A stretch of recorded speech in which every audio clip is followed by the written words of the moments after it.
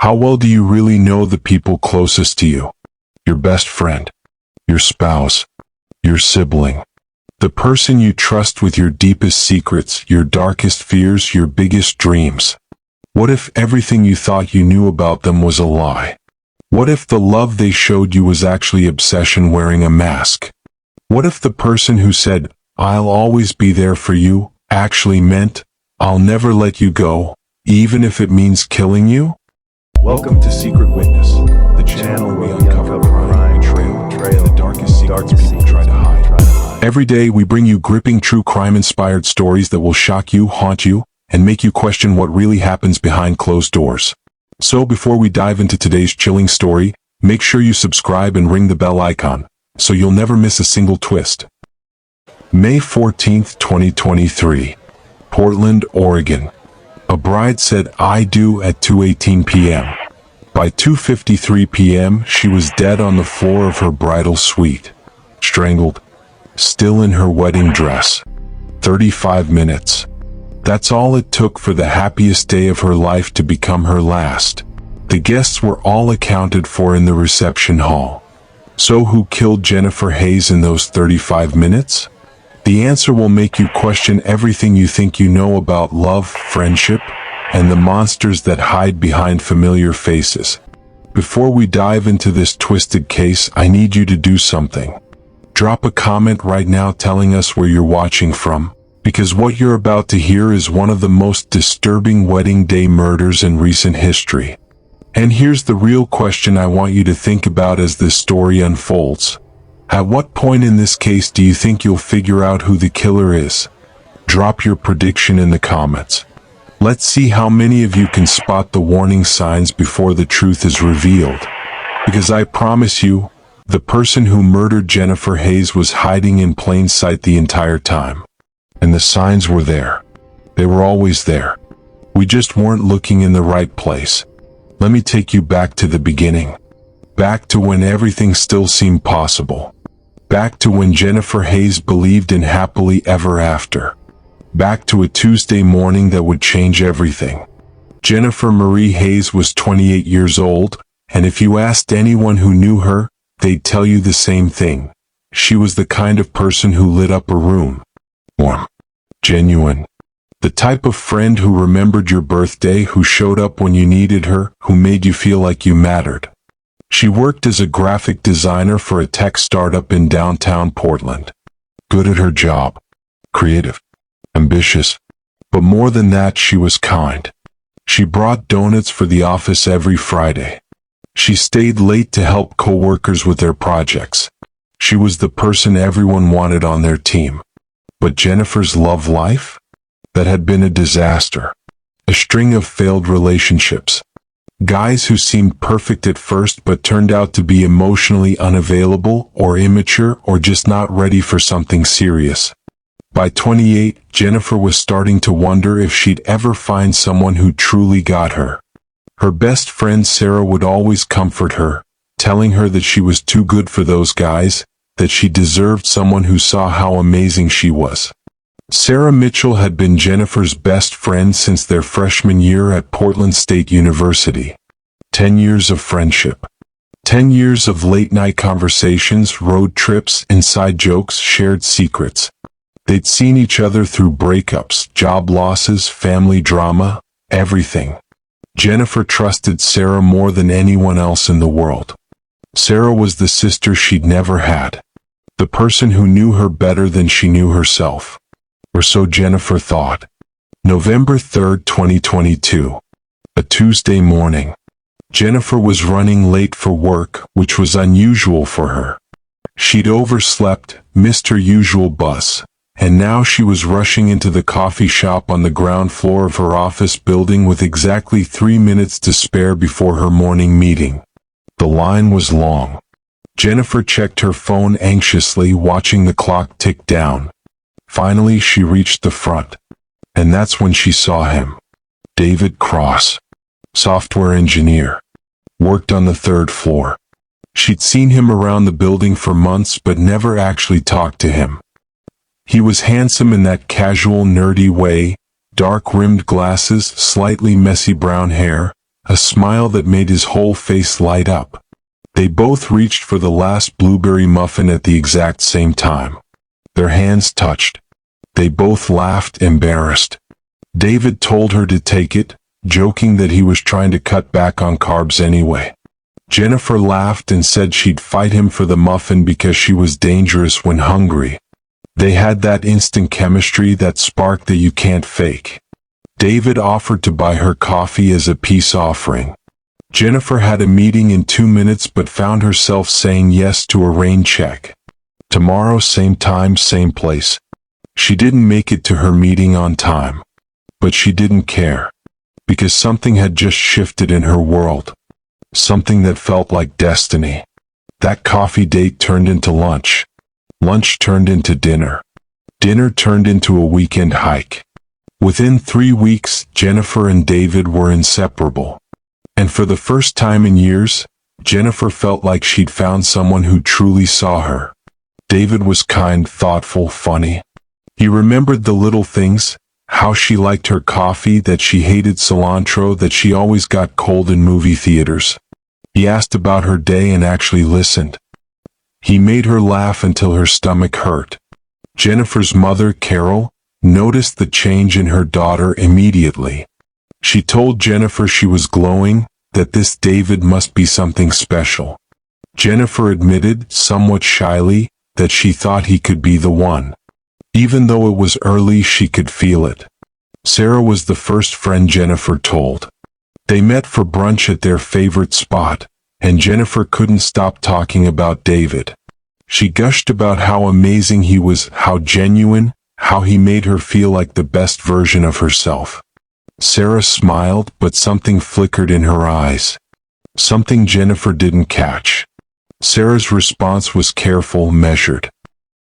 She told Jennifer to be careful, that Jennifer tended to fall fast and hard, that sometimes she didn't see the red flags until it was too late. Jennifer became defensive, insisting there were no red flags, that David was different.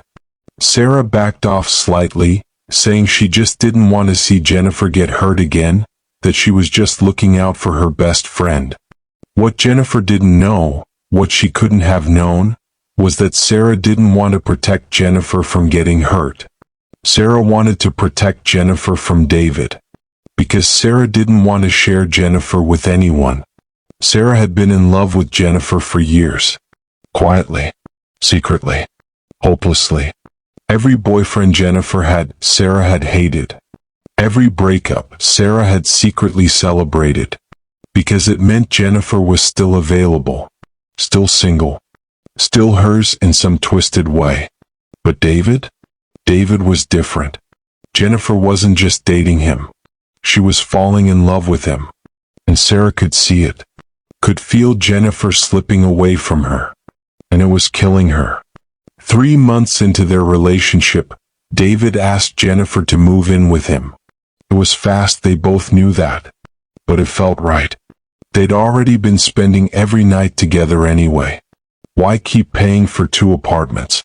Jennifer called Sarah to tell her the news, expecting excitement. Instead, Sarah went quiet on the other end of the line.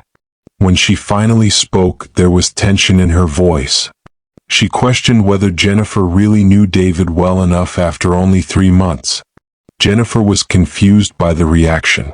She explained that she loved David, that he loved her, that when you know, you know.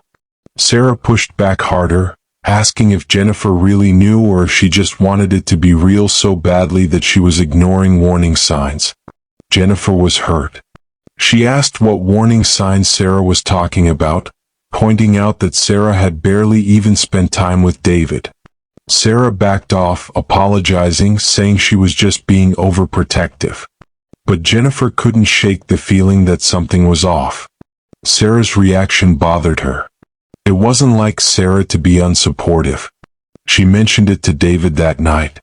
He suggested that maybe Sarah was jealous, not in a romantic way, but that after 10 years of friendship, Sarah might feel like she was losing Jennifer now that Jennifer was building a life with someone else.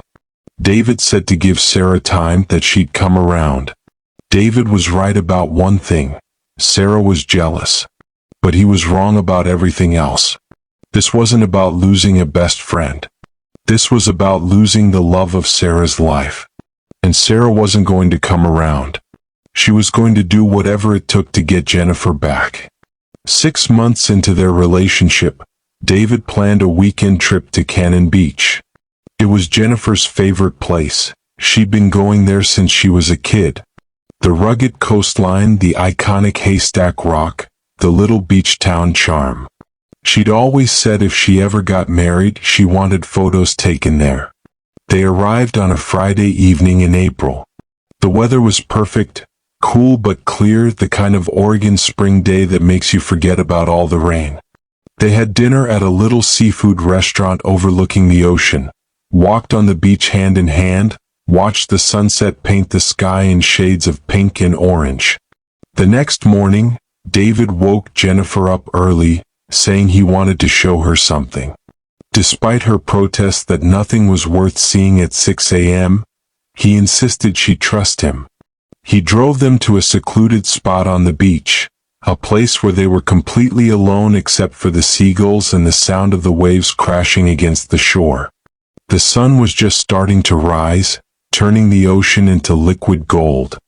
David took Jennifer's hand and led her down to the water's edge. And then he got down on one knee. Jennifer's hand flew to her mouth. Tears immediately sprang to her eyes. David told her that from the moment he'd met her, she'd made every single day better. That she was the kindest, most beautiful, most incredible person he'd ever known. That he didn't want to spend another day without her. And then he asked her to marry him. Through tears and laughter, Jennifer said yes. Yes, yes, yes. David slipped the ring onto her finger, a simple platinum band with a princess-cut diamond that caught the morning light and sparkled like starlight. Jennifer threw her arms around him, and they kissed as the sun rose behind them, painting their future in gold. It was perfect. The most perfect moment of Jennifer's life. She called Sarah immediately after, still crying happy tears.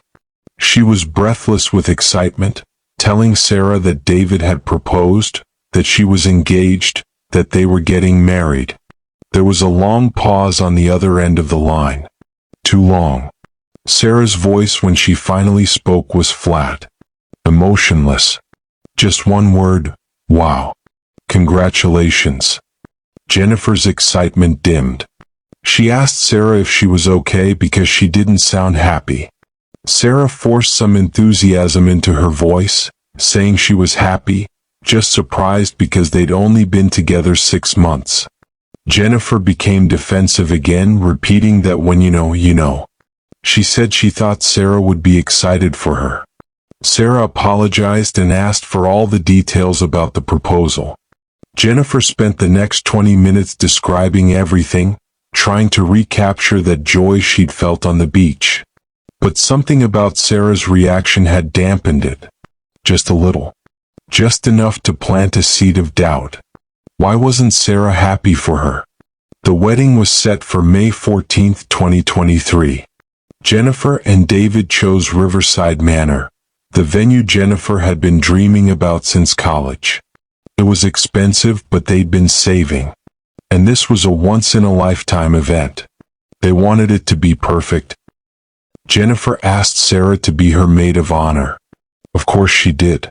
Sarah was her best friend. Her person. The one who'd been there through everything. Sarah accepted, saying she'd be honored, that Jennifer was her best friend and she'd always be by her side. But over the next few months, as wedding planning kicked into high gear, Sarah's behavior became increasingly strange. She'd show up at Jennifer and David's apartment unannounced, sometimes at 10 or 11 p.m., saying she just wanted to see Jennifer. David started noticing. He quietly mentioned to Jennifer that Sarah seemed to be acting kind of intense lately. Jennifer became defensive, saying Sarah was just excited about the wedding, that she was the maid of honor and they had a lot to plan. David pressed gently, pointing out that Sarah was there almost every night, and that she got this weird look on her face whenever he was around, like she wished he wasn't there. Jennifer insisted David was imagining things, that Sarah loved him. But David wasn't imagining things. And Sarah didn't love him. She hated him. Hated everything he represented. Hated that he'd stolen Jennifer away from her. Hated that he got to marry Jennifer when Sarah would never have that chance. Sarah's jealousy festered, grew, transformed into something darker, something dangerous. She'd lie awake at night thinking about the wedding, imagining Jennifer in that white dress, imagining her saying "I do" to David, imagining her leaving Sarah behind forever. And slowly, a plan began to form in Sarah's mind. A terrible, unthinkable plan. If she couldn't have Jennifer, then no one could. May 13, 2023. The rehearsal dinner at Riverside Manor. 50 close friends and family members gathered to celebrate David and Jennifer. Toast. Laughter. Love in the air. Sarah gave a toast as maid of honor. She stood up with her champagne glass, and for a moment, everyone went quiet. Her voice cracked with genuine emotion as she spoke. She said she'd known Jennifer Hayes for 10 years, that Jennifer had been her best friend, her confidant, her sister in every way that matters. That Jennifer was the most incredible person she'd ever known. And that tomorrow she was marrying an amazing man who loved her the way she deserved to be loved.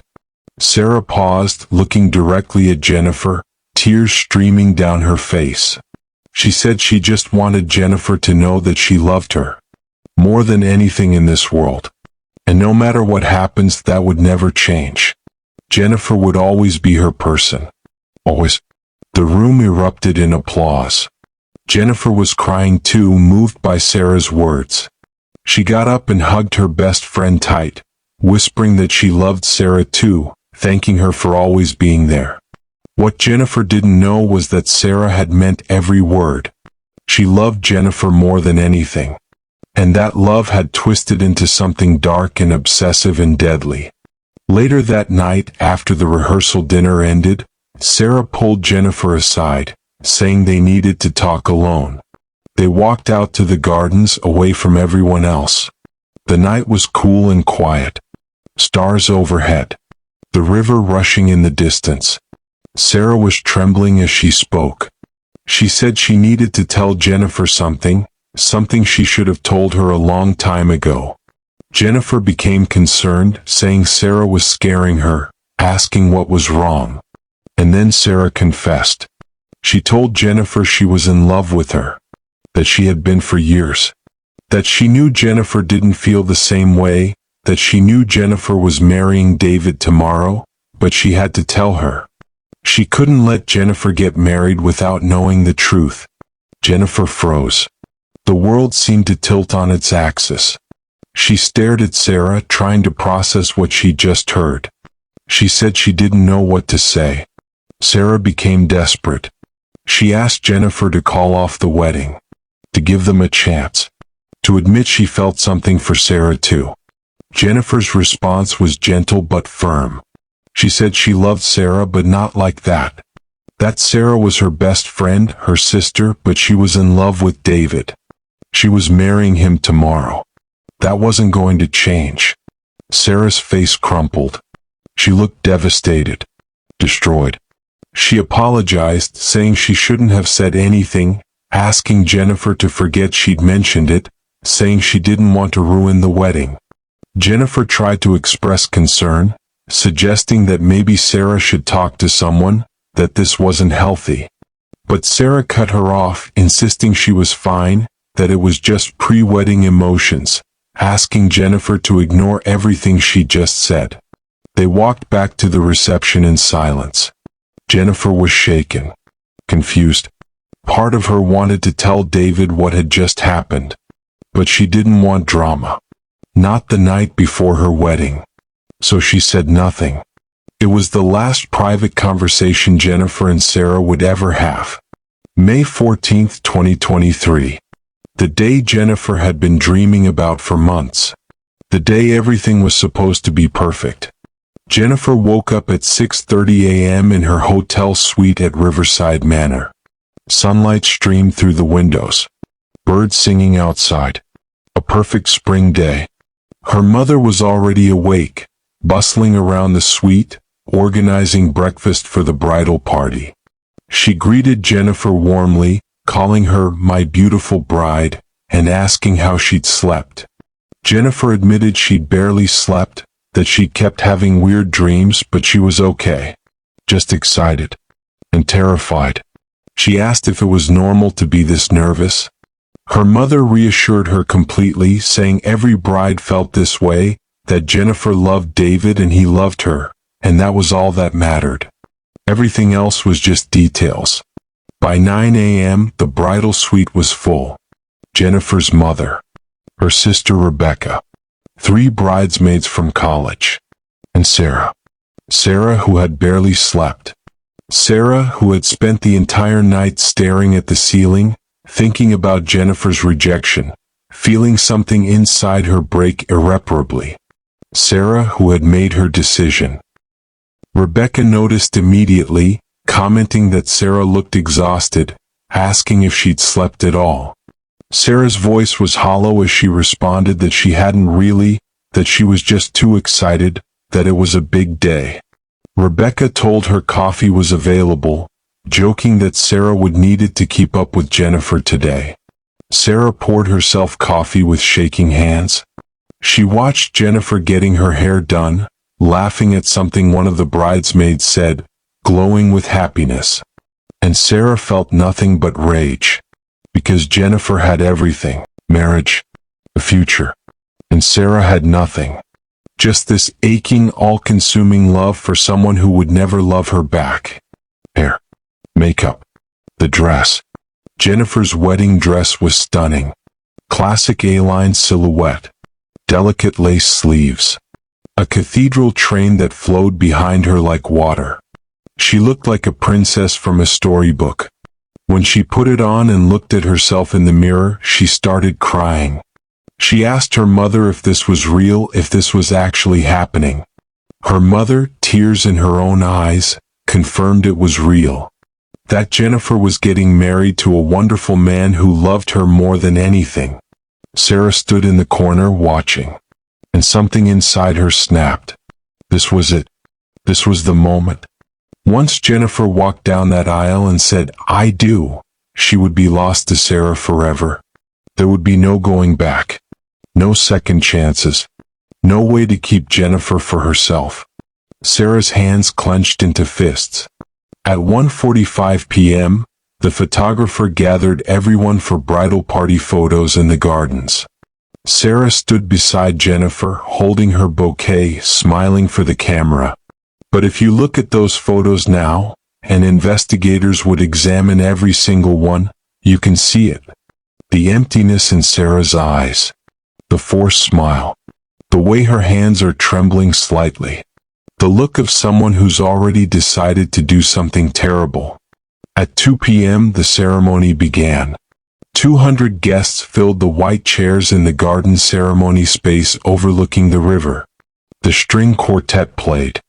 David stood at the altar with his best man, his eyes locked on the entrance, waiting for his bride. And then the music changed to canon in D. Everyone stood. All eyes turned to the back. And Jennifer appeared, walking down the aisle on her father's arm. Radiant. Glowing.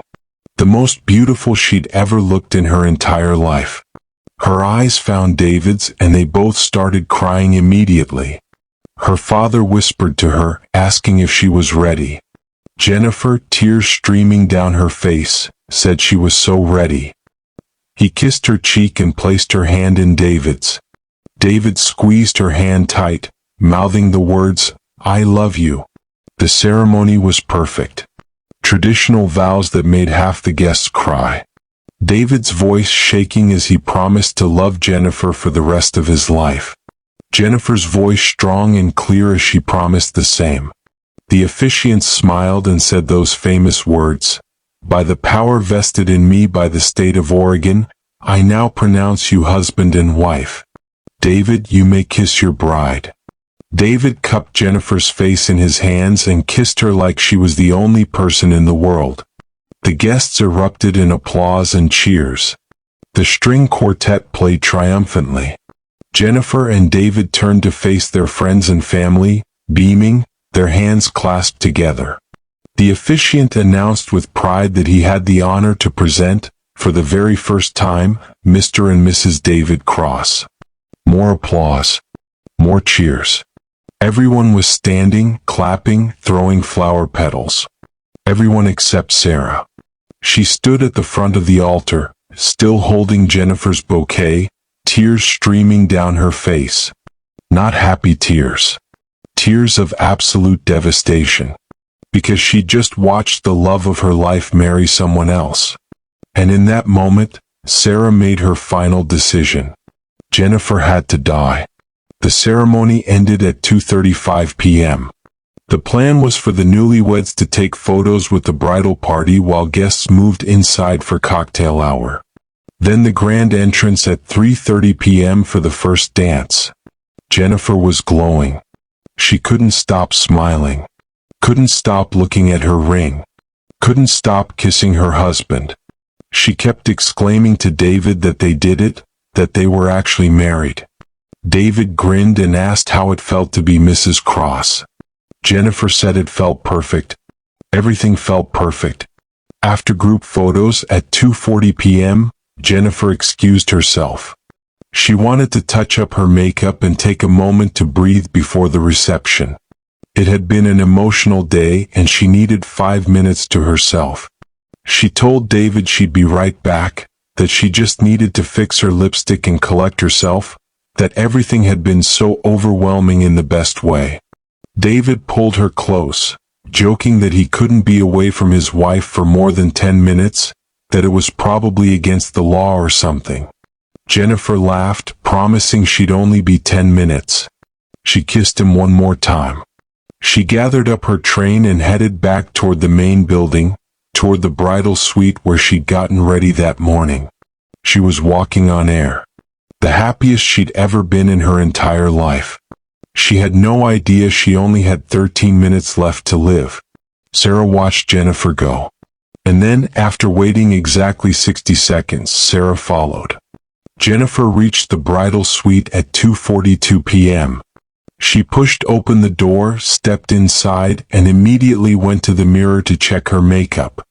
Her lipstick had smudged slightly from all the kissing. She smiled at her reflection, still not quite believing this was real. She was married. She was someone's wife. She had a future with the man she loved.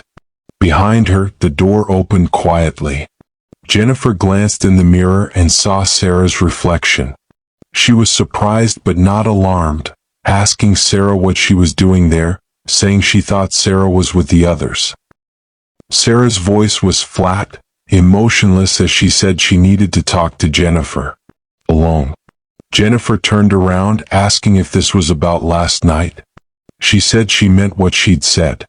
That she loved Sarah but she was married now. That Sarah needed to accept that and move on. Sarah took a step closer, asking how she was supposed to move on. She said Jennifer was everything to her. Everything.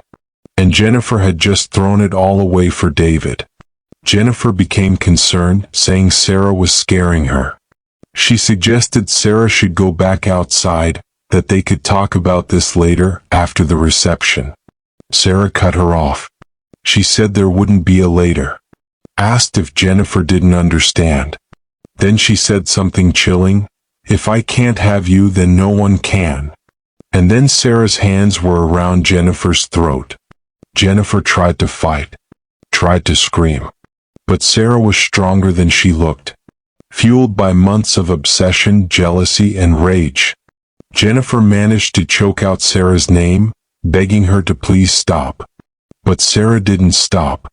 She squeezed harder, watching the life drain from her best friend's eyes, watching the woman she loved die by her own hands.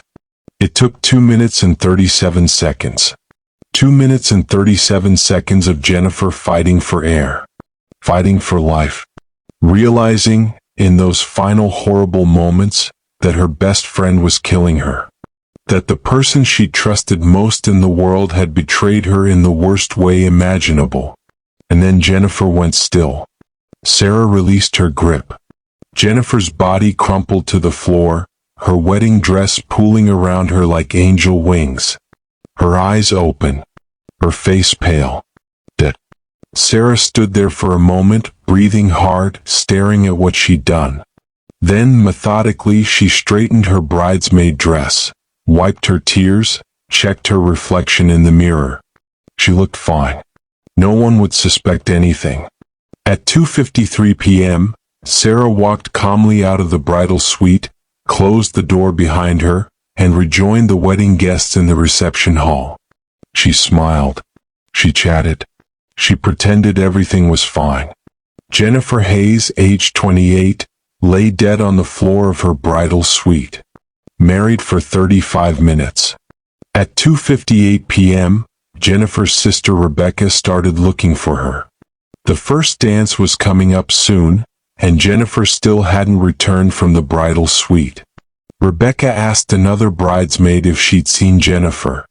The bridesmaid said no, not since photos suggesting maybe she was still in the bridal suite.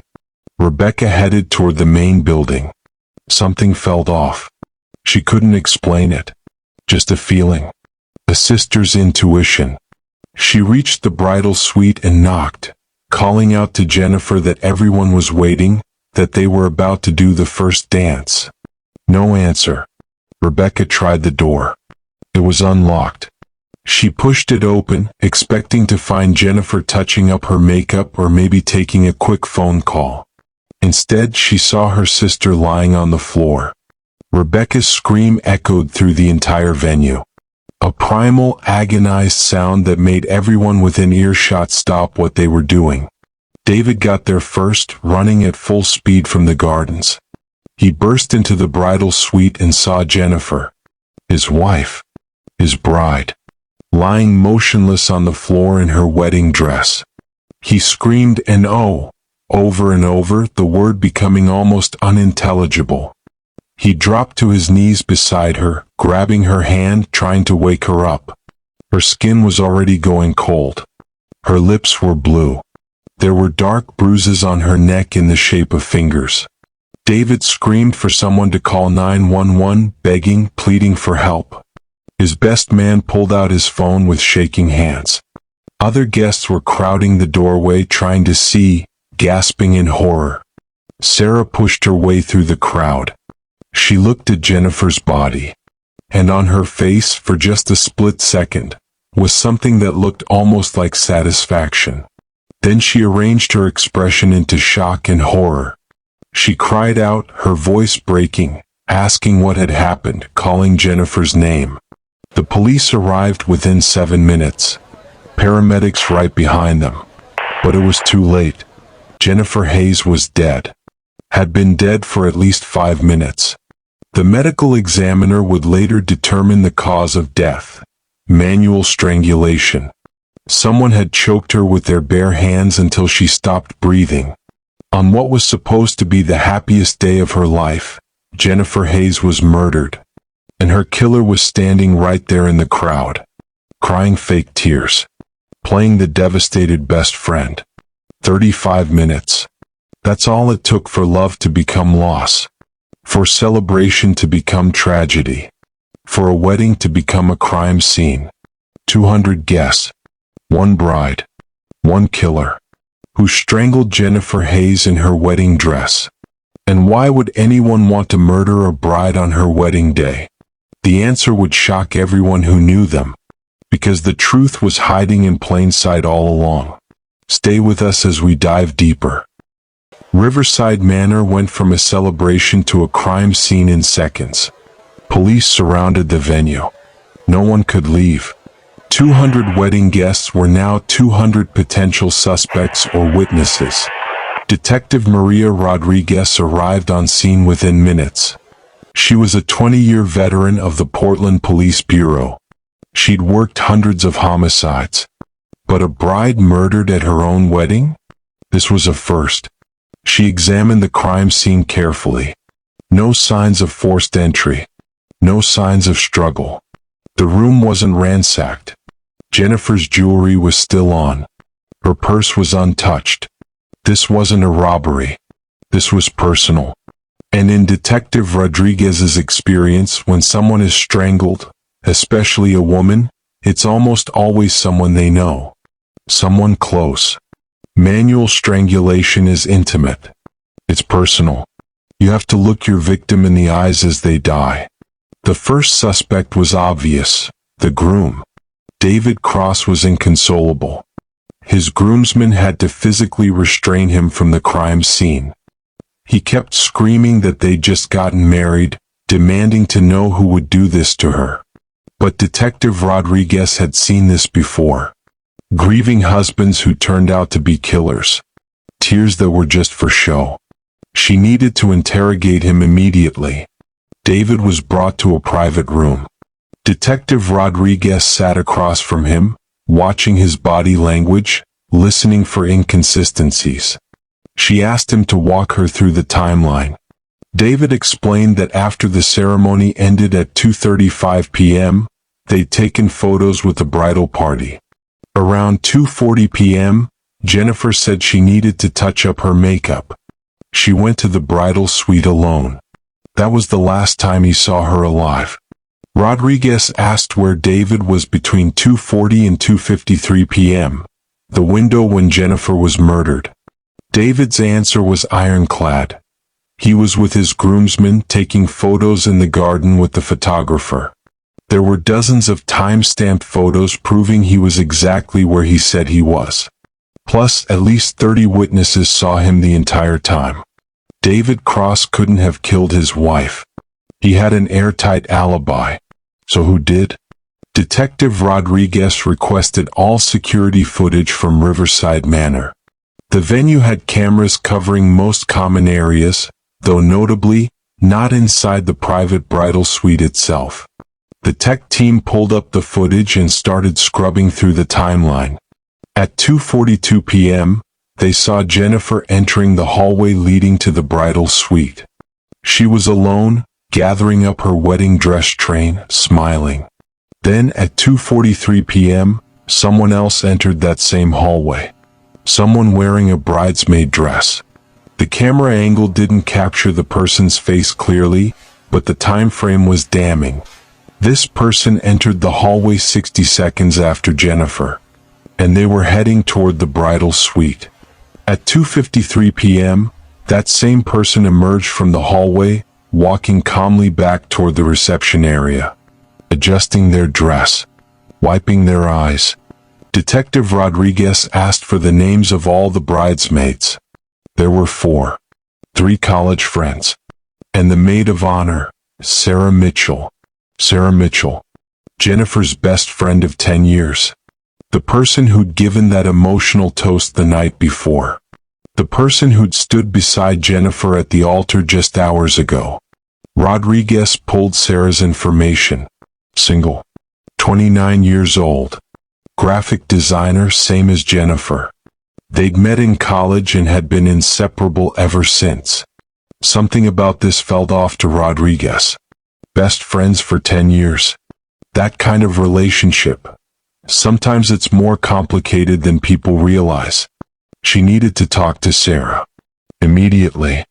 Sarah was brought into the interrogation room. She'd been crying. Her eyes were red and swollen, her bridesmaid dress wrinkled. She looked devastated.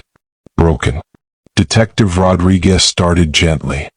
She expressed condolences for Sarah's loss, acknowledging that losing a best friend was traumatic. Then she asked Sarah to walk her through the timeline. Sarah explained that after the ceremony, she'd been with the bridal party taking photos. Jennifer had excused herself to go to the bridal suite. Sarah said she'd stayed with the other bridesmaids. Rodriguez pulled up the security footage on her laptop and turned it toward Sarah. She showed Sarah the timestamp, 2:43 p.m. A person in a bridesmaid dress entering the hallway toward the bridal suite. She asked Sarah if that was her. Sarah's face went pale. Her hands started shaking. For a long moment she said nothing, just stared at the screen. Then she broke. The words came tumbling out between sobs. Sarah admitted she'd followed Jennifer to the bridal suite. That she'd tried one more time to convince Jennifer to leave with her, to choose her instead of David. Rodriguez asked what Sarah meant by choose her. And that's when Sarah revealed the truth. She was in love with Jennifer. Had been for years. She'd confessed her feelings the night before at the rehearsal dinner, and Jennifer had rejected her. Had told Sarah she was marrying David and nothing would change that. Rodriguez asked what happened in the bridal suite. Sarah's voice became distant, detached as she described it. She said Jennifer had turned her back on her, literally and figuratively. Had told Sarah she needed to accept reality and move on. Had said they could talk about this after the wedding. Sarah said something inside her just snapped. She told Jennifer if she couldn't have her, no one could. And then her hands were around Jennifer's throat. She described watching Jennifer struggle. Watching her try to fight back. Watching the life drain from her eyes. It took less than 3 minutes. When Jennifer went still, Sarah said she felt nothing. Just emptiness. She'd straightened her dress, fixed her makeup, and walked back to the reception like nothing had happened. She'd smiled. Chatted with guests. Pretended to be shocked when Rebecca found Jennifer's body. Detective Rodriguez asked the question that needed to be asked. Why kill the person you claim to love? Sarah's answer was chilling in its simplicity, because I loved her too much.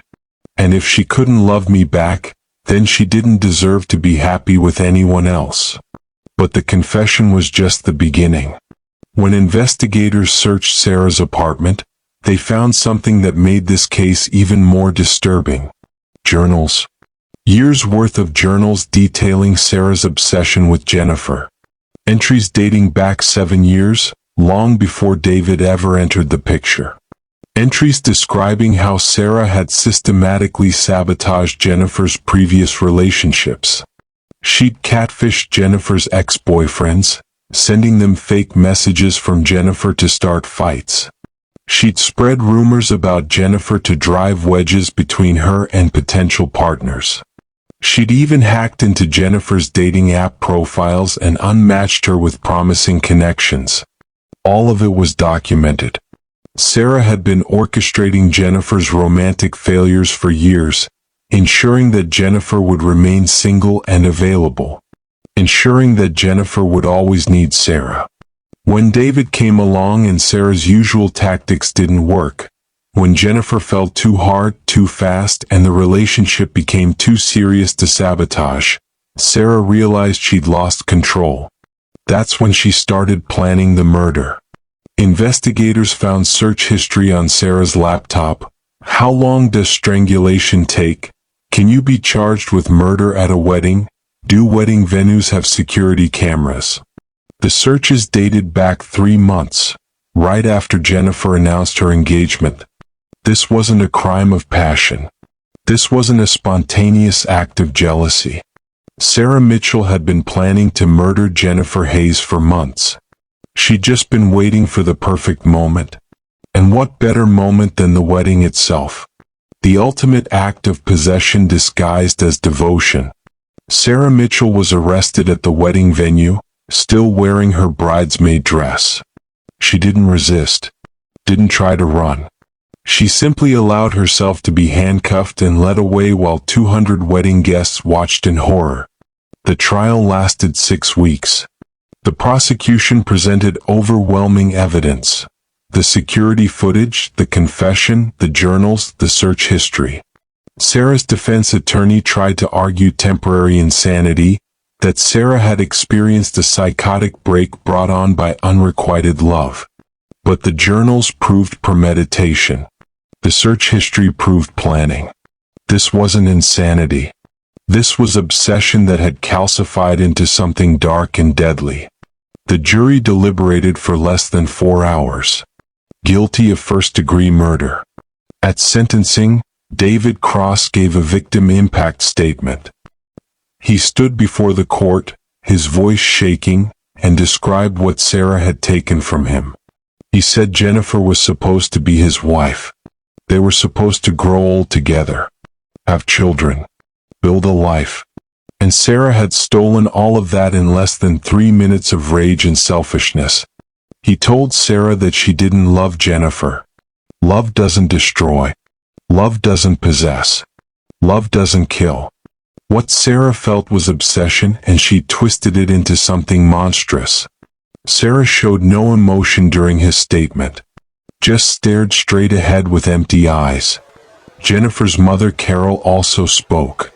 She said she trusted Sarah, had welcomed her into their family, had thought of her as a second daughter. And Sarah had betrayed that trust in the most horrific way imaginable. She told the court that her daughter died on what should have been the happiest day of her life, that Jennifer's last moments were filled with terror and betrayal, that no sentence would ever be enough to balance that scale. Judge Henderson looked at Sarah with a mixture of disgust and pity. She said this was one of the most disturbing cases she'd encountered in 30 years on the bench. That Sarah's actions represented a fundamental perversion of what it means to love someone. She sentenced Sarah Mitchell to life in prison without the possibility of parole. Sarah was led away in handcuffs. She looked back once at David, sitting in the gallery, and for just a moment, something flickered in her eyes. Not remorse, not regret, satisfaction. Because in Sarah's twisted mind, she'd won. If she couldn't have Jennifer, then neither could David. Jennifer would be hers forever now, frozen in time. Forever the beautiful bride who'd never grow old with anyone else. Jennifer's wedding ring was still on her finger when she died. She'd been married for 35 minutes. 35 minutes of being Mrs. David Cross before Sarah took that away from her forever. But here's what keeps investigators up at night, the detail that makes this case even more disturbing. Remember how Sarah calmly walked back to the reception after murdering Jennifer? How she smiled and chatted with guests for 15 minutes before Rebecca found the body. Security footage shows that during those 15 minutes, Sarah did something chilling. She went to the wedding cake. She cut herself a slice. And she ate it while Jennifer's body was cooling on the floor of the bridal suite 50 feet away. Later, when asked why she did that, Sarah's answer was simple. Jennifer would have wanted me to enjoy the wedding cake. She knew it was my favorite flavor. That's the level of delusion we're dealing with. That's how twisted Sarah's version of love had become. She just murdered her best friend, and her primary concern was not missing out on the wedding cake. So let me ask you this. At what point should someone have realized Sarah was dangerous? When she showed up at Jennifer and David's apartment unannounced at 11 p.m.? When she reacted strangely to the engagement news? When she confessed her love the night before the wedding? Or were the signs there even earlier? In those 7 years of sabotaging Jennifer's relationships? In the obsessive need to keep Jennifer single and available? The truth is, obsession doesn't happen overnight. It builds slowly, gradually. It masquerades as friendship, as devotion, as love, until one day it becomes something monstrous. And by then it's too late. Jennifer Hayes trusted Sarah Mitchell completely. Never suspected that her best friend's love had twisted into something deadly. Never imagined that the person standing beside her at the altar was already planning her murder. How well do you really know the people closest to you?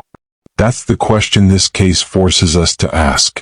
Because sometimes, the most dangerous person in your life is the one you trust most. If this case shocked you, if it made you think differently about the people in your own life, drop a comment below. Do you think there were warning signs Jennifer missed? Could this tragedy have been prevented? Let me know what you think. And here's a question to leave you with. Sarah Mitchell said she loved Jennifer Hayes. But was it love? Or was it something else entirely? Something darker? Something that should never be called love at all? Speaking of twisted love and deadly obsession, imagine this. A bachelor party in Miami. 20 guys celebrating a groom's last night of freedom. Drinks flowing. Music pumping. Everyone having the time of their lives. 27 minutes into the party, the groom is found dead in the bathroom. Stabbed 43 times. The best man becomes the prime suspect. But that's where it gets all twisted. Was this a crime of passion? A lover's jealousy? Or something even more sinister? Trust me, you don't want to miss this one. Because what happened in that Miami penthouse will make this wedding murder look tame. Hit that subscribe button and turn on notifications. Because every week, we bring you cases that will make you question everything you think you know about human nature. This has been Secret Witness, True Crime Stories, where every crime leaves a witness. Every case hides a secret. And sometimes the person you love most is the one you should fear. Until next time, stay safe. And maybe, just maybe, pay closer attention to the people who say they'd do anything for you. Because sometimes they mean it literally.